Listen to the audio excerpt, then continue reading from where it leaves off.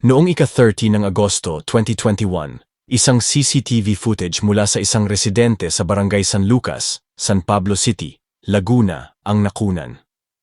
Ang sasakyang nakaparada ay pag-aari ni Ricardo John Lasco, na kilala bilang isang isabong master agent.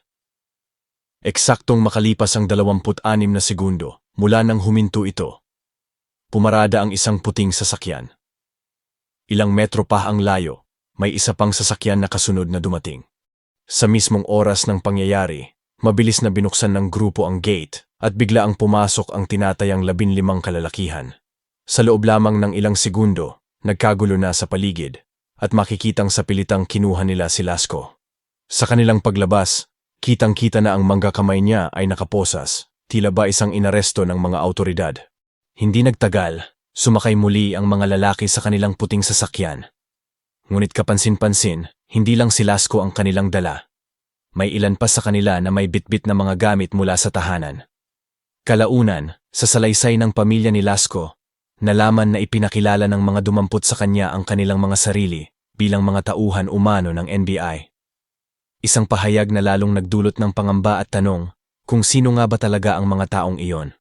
Ngunit sa halip na sa presinto o sa NBI headquarters dinala si Lasco, ang mga kapamilya nito ay hindi alam kung saan siya hahanapin sapagkat walang makapagsabi kung nasaan ito. Sa desperado nilang pagtatangga na mahanap kung nasaan si Lasco, ay gumawa sila ng Facebook account.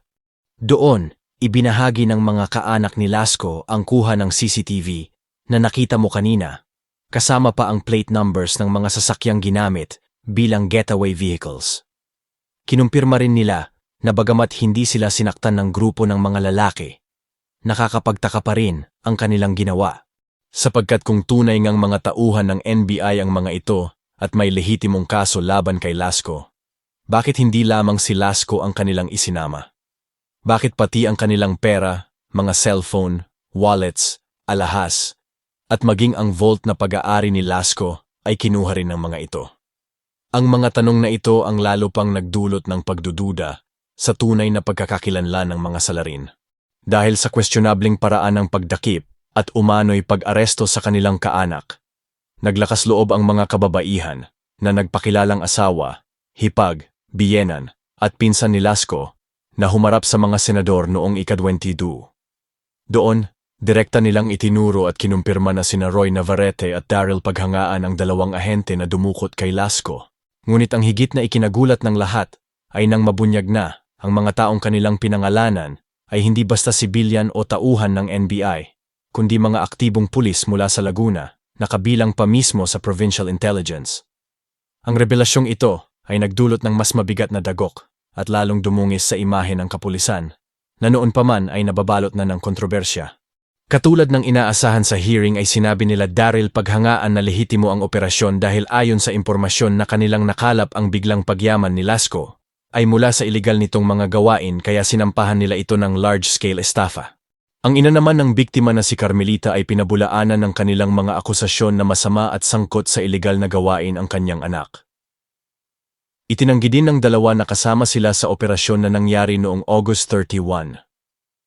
Si Navarrete ay sinabi na wala siya sa Laguna nang mangyari ang pagdukot kay Lasco, pero hindi naman nito masabi ang sakto niyang lokasyon. Ayon naman kay Paghangaan, ay hindi siya pumasok sa trabaho dahil day off niya noon. Kaya nag-deliver siya ng sabon at umano'y meron siyang text message na magpapatunay na kausap niya ang isang customer.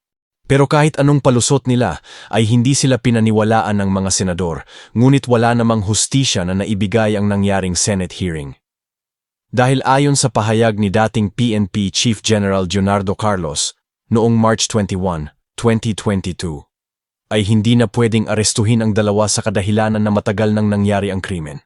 Ang dalawa sa kadahilanan na matagal nang nangyari ang krimen. Kaya bilang parusa ay binigyan nila ito ng detensyon.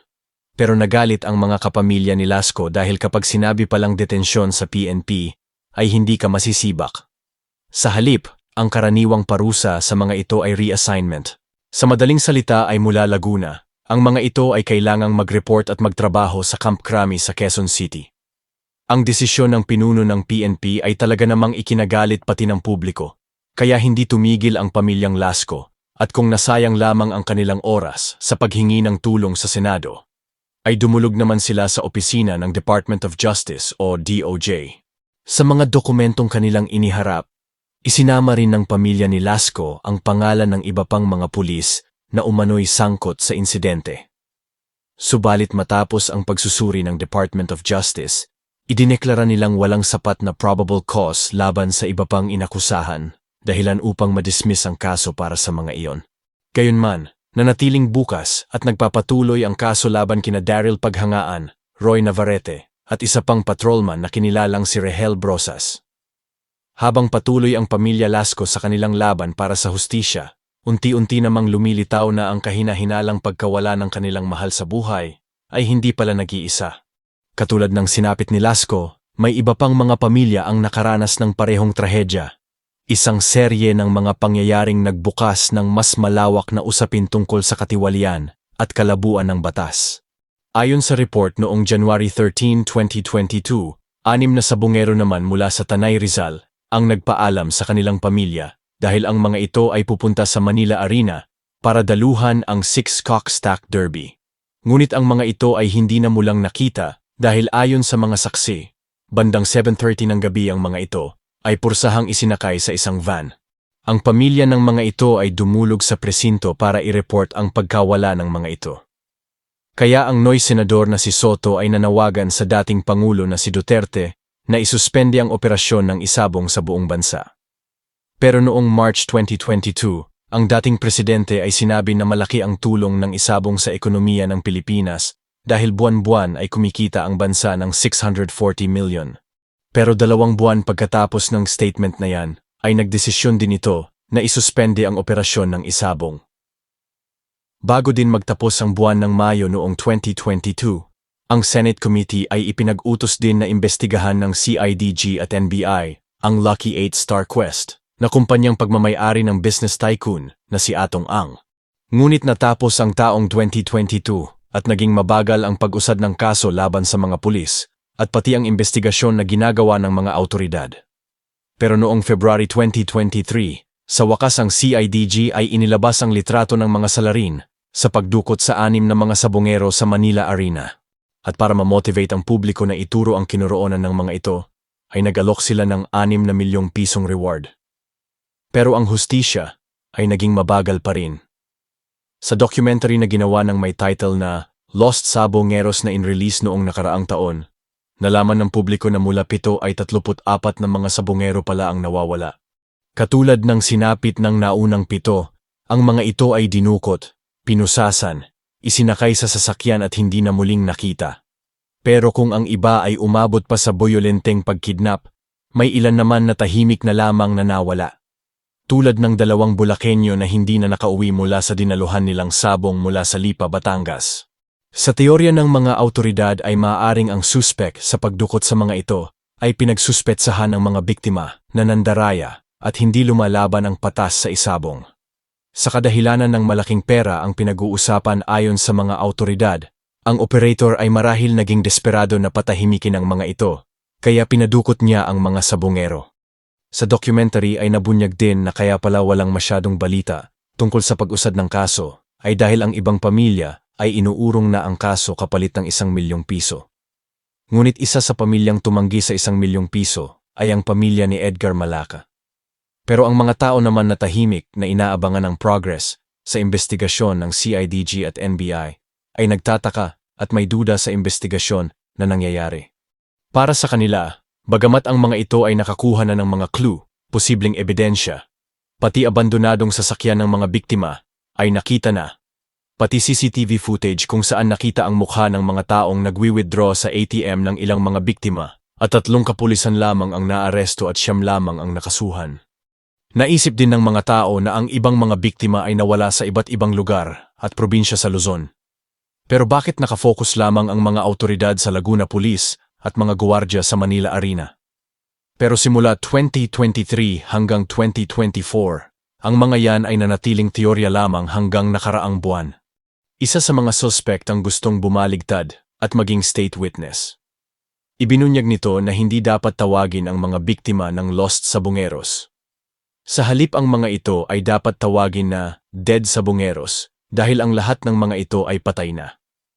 Upang maprotektahan ang pagkatao nito, siya ay nagpakilala sa pangalang alias Totoy na isa sa 6 na security guard na nagtatrabaho sa Manila Arena. Ibinahagi nito na siya at ang iba pa niyang mga kasamahang gwardya ay sinampahan pala ng kasong kidnapping at serious illegal detention dahil sa pagkawala ng mga sabongero. Ayon kay Totoy, ang korte na humahawak ng kanilang kaso ay pinayagan silang makapagpiyansa, kaya halos lahat sila ay panandaliang nagkaroon ng kalayaan habang naghihintay ng paglilitis. Ngunit dahil sa apila ng ibang pamilya ng biktima ay kinansila ng DOJ ang bail request kaya muli silang dinampot. Nang sila ay maaresto ay doon na niya naisip na maaaring siya ay ipapatay sa loob ng kulungan.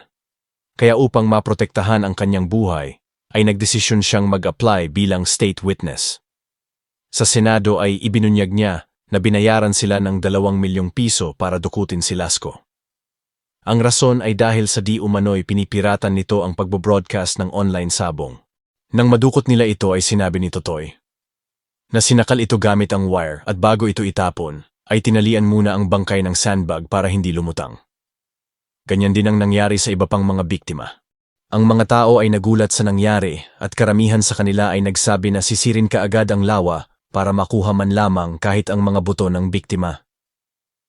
Pero nang tingnan ko ang article na ito mula sa Explained PH, tila imposible ang gusto nilang mangyari. Kung totoo man ang sinasabi ni Totoy, ang Taal Lake ay matatawag mong perfect accomplish o kasabwat sa krimen na ito. Sa article na yan ay nakalagay na hindi sa mismong Crater Lake itinapon ng mga bangkay. Sa halip, ang mga labi ng mga ito ay makikita sa ilalim ng Taal Lake na nakapaligid dito o yung tinatawag na volcanic caldera. Bagamat at kayang-kaya nitong suportahan ang aquatic life dahil makakakita ka diyan ng mga tawilis at tilapia. Kapag sinisid mo naman ang ilalim at lumampas ka na sa 170 feet, hindi na graveyard o libingan ng mga sabongero ang makikita mo, kundi isang solvent na sa tindi ng init, ay kahit buto ng tao ay kayang-kayang malusaw doon. Sa artikulo, binanggit din ang isang mahalagang detalye. Kung sakaling may matagpo ang mga kalansay sa lawa, malaking hamon ang haharapin ng mga awtoridad. Sapagkat sa Pilipinas, wala tayong forensic limnologist, mga eksperto sa pagsusuri ng mga labi mula sa lawa o ilog. Bukod pa rito, wala rin tayong modernong kagamitan gaya ng DNA extractor na kayang gamitin sa ilalim ng tubig, dahil napakamahal ng ganitong uri ng teknolohiya. Dahil dito, nananatiling limitado ang kakayahan ng mga investigador na makakuha ng matibay na ebidensya mula sa mga anyong tubig. Kung meron mang makuhang kalansay, ay sinabi ng nagsulat ng article na ang resulta ng postmortem interval ay aabutin pa ng 4 na taon at ang masaklap ay minsan inconclusive pa ang resulta. Sa sitwasyon naman na meron ngang makuhang buto o kalansay, maaaring ikumpara ang DNA ng mga biktima sakda ng mga kamag-anak. Pero hindi sila kumpiyansa dahil sa dami ng iba't ibang bakterya, organism, at kung ano-ano pa, maaaring ang DNA sample na makuha ay kontaminado na. Mas naging trending pa ang nangyari sa mga sabongero ng matapang nitong sinabi na ang mastermind sa pagpapadukot sa mga biktima ay si Charlie Atong Ang. Ang identity ni Totoy ay kalaunan ding ibininyag. At ito ay kinilala na si Julie Dondon Patidongan na hindi lamang isang saksi, pero ito ay dati palang Chief of Security sa Fighting Cock Farms ni Atong. Bukod kay Ang ay di umano'y kasabwat din ito sina Eric De La Rosa at Engineer Celso Salazar. Sinabi nito na si De La Rosa ang nagmo-monitor ng mga nandaraya. At kung may mahuli ito ay kaagad nitong inire-report ang lahat kay Ang. Kung sigurado sila na may dayaan na naganap, ang susunod nilang kakausapin ay si Salazar. Pagkatapos na mag-usap ang tatlo, sinabi ni Dondon na ang susunod na gagawin ay humanap ang mga ito ng mga pulis na magdidispatcha sa mga sabongero. Kinumpirma din niya ang matagal ng kumakalat na tsismis, na ang Alistair actress na si Gretchen Barreto ay alam ang pagdukot at pagpatay sa mga biktima. Sa salaysay ni Dondon ay di umano'y 100% alam ni Gretchen ng lahat dahil lagi nitong kasama si Ang. Kaya nanawagan nito na makipagtulungan din sana ang actress sa kanya. Ipinaliwanag niya na kaya siya natagalan bago magsalita dahil alam niya na sa yaman ni Ang ay kayang-kaya nitong bilhin kahit sino kahit ang pinakamataas pa na tao sa PNP. Kaya nang maupo sa pwesto si PNP Chief General Nicolas Torre, ay nagkaroon siya ng lakas ng loob sapagkat alam niya na ito ay maprinsipyo at hindi mabibili ni Ang. Ibinyag din ito na sa halip na 74 ay mahigit 100 mga tao na ang pinadukot ni Ang. Sinabi din ni Dondon na siya ay di umano'y nilapitan pa nga ng kampo ni Ang at inalok ng 300 million pesos kapalit ng kanyang pagbaligtad. Nabanggit din ito na sa yaman ni Ang ay kahit sinong nakaupo sa gobyerno, kahit pa ang mga nasa Supreme Court ay kayang-kaya nitong tapalan ng pera. Kamakailan lamang sa interview ay sinabi din niya na meron ng patong na 50 million pesos sa kanyang ulo at may ilang pulis na ang nagmamanman sa kanyang bahay at ang mga ito ay gumagamit pa ng drone. Nang sabihin ni Dondon ang kanyang aligasyon na kayang-kayang bilhin ni Ang sino man, kahit mga tao pa sa gobyerno, ay sumang-ayon ang ibang mga tao. Dahil kung matatandaan mo na in-interview si Ang noong 2022, isiniwalat mismo ng gaming tycoon na naging malaki ang tulong ng teknolohiya sa kanyang negosyo dahil mas lalong dumami ang nagsasabong. May araw pa nga na ang taya o bet ay umaabot ng 1 hanggang 2 bilyon peso. Kapag natanggal na ang di umanong tax, pasahod sa mga tao at iba pa nilang binabayaran, kumikita siya ng 3 bilyong peso sa isang buwan. Ang gobyerno naman ay kumikita din ng 640 million peso kada buwan mula sa tax nito. Ang kampo naman ni Ang ay itinanggi ang mga akusasyon ni Dondon. At ayon sa report, ito pa ang unang nanakot sa gaming tycoon at sinabi di umano ni Dondon na tatahimik at handa siyang bumaliktad kung magbibigay lamang si Ang ng 300 milyong peso. Kaya noong July 3, si Ang kasama ang mga abogado ay humarap sa media para linisin ang pangalan niya at upang ipaalam na rin na sinampahan nila ng patong-patong na mga kaso si Dondon dahil sa pananakot at paninirang puri nito. Ang mga abogado din ni Ang ay sinabi na gagawin nila ang lahat para hindi maging stay-to-witness si Dondon sapagkat hindi ito credible. Patuloy pa rin ang investigasyon sa nangyari. Panahon na lamang ang makakapagsabi kung ang 5 pang dating mga security guards ay magiging state witness din. Pero kahit ano pa man ang bagong mga impormasyon na lumabas sa susunod na araw, linggo, buwan o kahit taon, nawa ay makamit pa rin ang pamilya ng mga biktima, ang hustisya at managot kung sino ang dapat managot. Salamat sa panunood hanggang dulo ng episode na ito. Ang iyong suporta ang dahilan kung bakit patuloy naming nagagawang magbahagi ng ganitong mga kwento. Kung nagustuhan mo ang video na ito, i-like at i-share mo na rin. At mag-iwan ng komento sa ibaba. Kung may mga kasong nais mong mas mapanood dito sa ating channel, maaari mong isuggest para aming makover. Hanggang sa muli, kabayan. Magandang araw at ingat palagi.